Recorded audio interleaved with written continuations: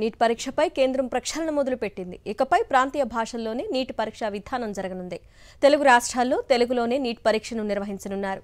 గత కొద్ది రోజులుగా ఆందోళనలు కొనసాగుతుండటంతో నేషనల్ టెస్టింగ్ ఏజెన్సీ డీజీ సుబోధ్పై వేటు వేసింది. నేషనల్ టెస్టింగ్ ఏజెన్సీకి కొత్త డీజీని నియమించనున్నారు. నీట్ పరీక్షలో జరిగిన అవకతవకలపై గందరగోళంపై సీబీఐ ఎంక్వైరీకి కేంద్రం ఆదేశించింది. నేడు జరగాల్సిన నీట్ పీజీ పరీక్ష కూడా వాయిదా వేసింది.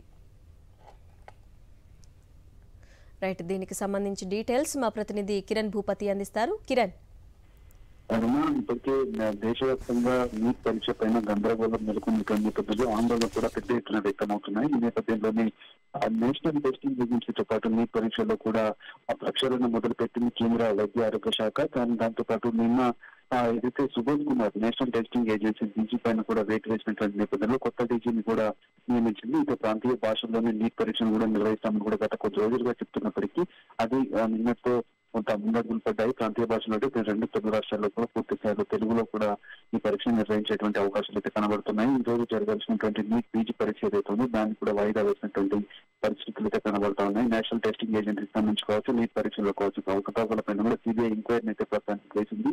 ఆ సీబీఐ ఎంక్వైరీ రిపోర్ట్ కూడా మరి కొద్ది రోజుల్లోనే రాబోతుంది. ఈ నేపథ్యంలో నీట్ పీజీ పరీక్ష కూడా జరగాల్సినటువంటి వాయిదా కూడా వేసినటువంటి పరిస్థితులు అయితే కనబడతా ఉన్నాయి.